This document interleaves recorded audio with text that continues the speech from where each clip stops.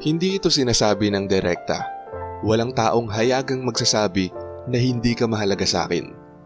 Bihira ang direktang pagdedeklara ng kawalan ng respeto. Sa halip, naglilik ito.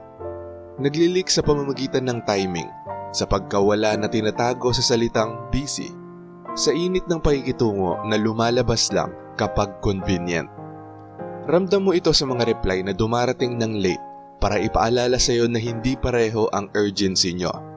Ramdam mo ito sa piling atensyon, buo kapag may kailangan sila, malamlam kapag ikaw naman ang may kailangan. Ramdam mo ito sa paraan ng pakikipag-ugnayan. Kinakausap ka lang kapag walang tao, kapag sumisiksik ang boredom, kapag ang ego nila ay naghahanap ng masasandalan. Hindi ka pinili. Pinapanatili ka lang na malapit, naka-standby, naka-pause, naka-silent hold. At karamihan sa mga tao, hindi agad ito napapansin. Nangangatwiran sila, ipinapaliwanag nila hanggang magmukhang katanggap-tanggap.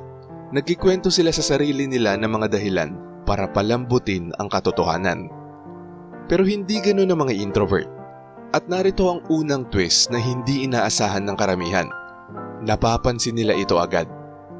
Hindi makalipas ang ilang linggo, hindi matapos may ibang taong magturo nito, hindi matapos masaktan ng sapat para magising.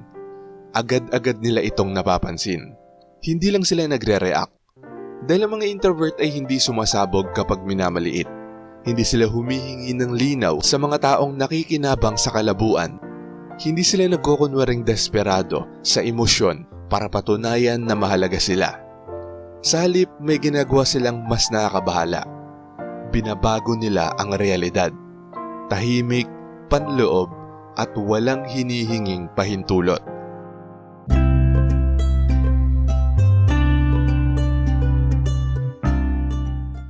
The Silent Audit. Habang ang karamihan ay nagmamadaling mapili, ang mga introvert ay nag-o-audit. Hindi sila nakikipagkumpetensya para sa atensyon. Sinusuri nila kung saan ito napupunta. Hindi sila humahabol sa mga signals. Pinag-aaralan nila ang mga patterns. Bawat interaksyon ay nagiging datos. Bawat inconsistency ay tinatala ng walang judgment. Bawat convenience-based na mensahe ay iniimbak ng walang reaksyon. Wala pang sumasabog dahil hindi ito emosyonal na yugto. Ito ay analytical. Napapansin mo kung paano sila nawawala kapag ikaw ang nangangailangan ng presensya pero bumabalik kapag sila ang may kailangan ng reassurance. Napapansin mo kung paanong umiikot ang usapan sa kanilang pangangailangan, oras at ginhawa. Napapansin mo kung paanong ang effort ay dumadaloy lang ng maluwag kapag pabor sa kanila. At ito ang bahaging madalas hindi maintindihan ng iba. Hindi ka nalilito. Pinatutunayan mo lang ang alam mo na. Pinapanood mo ang parehong kilos na umuulit ng umuulit hanggang sa hindi na ito mukhang aksidente. Hinahayaan mong mabuo ang pattern bago mo ito pangalanan. Hindi ka nagtatanong ng nasan ba ako sa buhay mo? Dahil ang pagkakaroon ng standing ay nangangailangan ng stability at walang kahit ano sa kilos nila ang nagpapakita nito. Hindi ito overthinking, hindi ito insecurity, hindi ito takot na maiwanan. Ito ay precision. At kapag malinaw nang nakita ng isang introvert ang pattern, may tahimik na pagbabago. Humihinto ang emotional investment. Hindi biglaan, hindi pagalit. Basta na lang tuluyang humihinto. The energy withdrawal. Iniisip ng karamihan na ang kapangyarihan ay kapansin-pansin. Mga boses na nagtataas, matitinding salita, mga pag-alis na sinadyang makita ng lahat. Pero alam ng mga introvert ang mas tahimik na paraan. Hindi sumisigaw ang kapangyarihan. Ang kapangyarihan ay naglilipat. Kaya kapag napagtanto nilang itinuturing lang silang option, hindi sila kumukontra. Hindi sila humihingi ng paliwanag. Hindi mo hinihiling na bigla silang magkaroon ng kamalayang hindi naman nila kinailangan dati. Inaalis mo lang ang access. Humihinto ka sa agarang pagtugon, hindi para makipaglaro, kundi dahil nawala na ang urgency. Humihinto ka sa pagiging available, hindi dahil sa galit, kundi dahil sa alignment sa katotohanan. Humihinto kang pagaanin ng kanilang emosyon, hindi dahil malamig ka, ngunit dahil accurate ka. Magalang ka pa rin, may respeto pa rin, kalmado pa rin, pero may kulang na. Yung init, yung lambot, yung emotional generosity. At doon nila marirealize. Dahil kung galit ka, ibig sabihin may pakialam ka. Kung nakikipagtalo ka, ibig sabihin gusto mo pang ayusin. Kung may drama, ibig sabihin may attachment pa. Pero ito ay distansya. Hindi nila naramdaman na inatake sila. Naramdaman nilang downgraded na sila. Hindi ka nag-walk out. Tahimik mong isinara ang isang pinto na hindi nila na-realize na nag-e-exist pala noon. The role reversal. Dito nagbabago ang timbangan at ramdam nila ito. Hindi mo sila pinapalitan. Hindi ka naghahanap ng rebound. Hindi ka nagmamadaling punan ng espasyong iniwan nila. Hindi ka nagpo-post ng mga patagong mensahe. Hindi mo ipinapahayag ang iyong healing. Hindi ka nagpe-perform ng strength. Ina-upgrade mo ang iyong pag-iisa. Nagiging bihira muli ang atensyon mo. Hindi dahil ipinagkakait mo ito, ngunit dahil pumipili ka na. Nagiging may kondisyon ang presensya mo, hindi bilang parusa, ngunit bilang patakaran. Ang katahimikan mo ay nagsisimulang magmukhang sinadya. At dun nila napapansin. Hindi dahil inanunsyo mo ang pagkawala mo, kundi dahil ang bersyon mo na inaasahan nila ay hindi na nila maabot. Ngayon sila na ang nagbabantay ng timing. Ngayon sila na ang nag-iisip kung nagkamali ba sila ng basa. Ngayon sila na ang paulit-ulit na binabalikan ang mga usapan. Nagkamali ba ako? Binaliwala ko ba sila? Bakit parang hindi na sila maabot ngayon? At ikaw, lagpas ka na sa mga tanong. Dahil habang sila ay nagdedesisyon kung gaano kalaking effort ang karapat-dapat ibigay sa'yo, ikaw ay nagdedesisyon kung karapat-dapat pa ba silang magkaroon ng access. The unsettling comeback.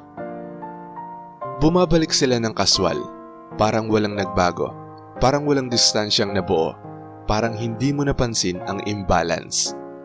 Dito nagiging tunay na nakakabahala ang mga introvert. Hindi mo sila pinaparusahan, hindi mo sila inilalantad, hindi mo muling binubuksan ang mga usapang nangangailangan ng effort bago pa dumating ang linaw. Simpleng sinasalamin mo lang. Tinatapatan mo ang enerhiya nila pero may kamalayan na. Palakaibigan pero hiwalay. Kasali pero hindi available. Sumasagot pero hindi na nag-a-adjust. Walang pait, walang sama ng loob, walang emosyonal na bigat. At agad nila itong nararamdaman. Dahil ang pagiging walang pakialam na walang galit ay hindi mapagtatalunan. Hindi ito naaayos ng sorry, hindi ito natatawaran. May napagtanto silang hindi komportable. Wala na silang access sa bersyon mo na malayang nagbibigay. The psychological checkmate. Ngayon susubukan nila, mas matindi kaysa sa dati. Mas maraming mensahe, mas maraming interes, mas maraming atensyon kaysa noong available ka pa. At narito ang katotohanan ng pinakanakakayanig para sa kanila. Kapag ang isang introvert ay naibaba ka na internally, ang iyong pagsisikap ay huli na. Hindi dahil malupit ang mga introvert, hindi dahil nasisiyahan silang magkait, ngunit dahil nakapagdesisyon na sila. Hindi sila galit, hindi sila sugatan, hindi sila naghahanap ng closure. Sadyang tapos na sila. Sarado na emotionally, kompleto na psychologically, nasa ibang lugar na energetically. Hindi ka nila nawala sa isang away. Hindi ka nila nawala sa drama. Hindi ka nila nawala sa ingay. Nawala ka sa sandaling tumigil ka sa pag-justify sa kanila sa sarili mo. At kapag nangyari yon, wala nang balikan.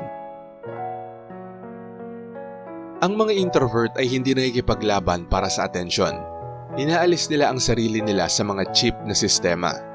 Hindi sila nakikipagkompetensya, hindi sila nagmamakaawa, hindi sila nagpe-perform. Umaalis sila. At ang mga taong nabubuhay sa optional access ay natatakot kapag ang isa sa kanilang option ay nagkaroon ng mga boundaries. Natatakot kapag ang availability ay naging mapili. Natatakot kapag pinalitan ng katahimikan ang convenience. Kung parang aggressive ang pakiramdam nito, mabuti. Ang discomfort na yon ay hindi galit. Ito ay pagkilala. Hindi kailanman passive ang mga introvert. Hindi sila kailanman walang kamalay-malay. Hindi sila kailanman mahina. Pinipili lang nila kung kailan sila mawawala. At kapag nawala na sila, wala nang kasunod.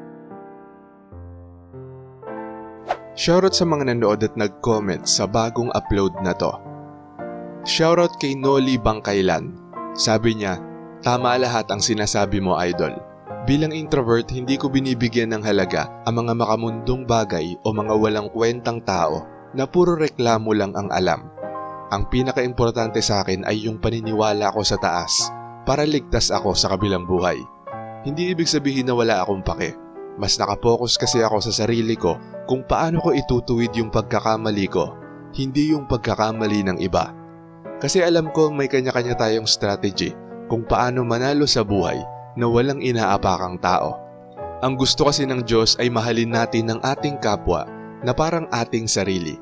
Kaya ngayon, hindi ko sinasayang ang bawat oras kasi yon ang pinakamahalaga, idol. Good job sa'yo. At ayon naman kay Marie the Lightworker, hi po Sir AP, good evening. Thank you for sharing this amazing episode. Katunayan, ang isang introvert ay hindi nakikisabay sa ingay ng mundo. Tahimik lang, nagmamasid, alerto sa lahat ng mga nangyayari sa paligid. Matyagang naghihintay kung anuman ang susunod na mga hakbang. Salamat po Sir AP at more power. God bless always. At shoutout din kila Paul Eliakim Saldoga, Joseph Joel Rivera, Glenn Adversario, Ramlat, Annalyn Granada, Sabotahe Rap Vlog, Joyce Ala, Cathy, Mary Ann Panya, Lorena Bintas, at kay Patterson Gals. Maraming salamat po sa panonood. Kung gusto nyo ding ma-shoutout, mabati o mabasa ang comment nyo, mag-comment lang sa latest video rito sa channel na to at pipili kami doon ng mga isi-shoutout at babasahin para sa susunod na upload. Kung nagustuhan mo ang video na to, huwag kalimutang mag-like, i-share to sa iba at mag-subscribe na kung hindi ka pa nakasubscribe. Maraming salamat at see you next time. Alam mo ba kung bakit ang mga introvert ang laging napapansin ng mga powerful na tao? Panoorin mo sa video na to.